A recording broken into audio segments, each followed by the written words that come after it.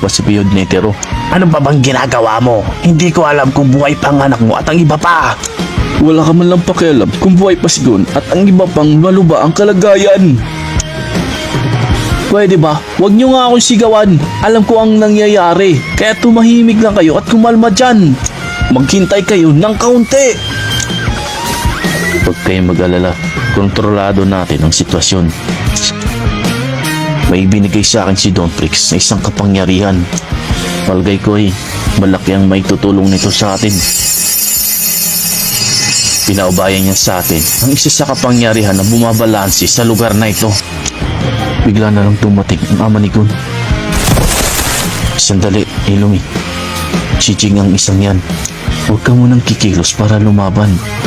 Delikado ang sitwasyon nating dalawa, lalo na't dumating pa si Jing. Ganun, kung sa bagay, kahit na si Papa at Lolo ay ginagalang siya. Eto na.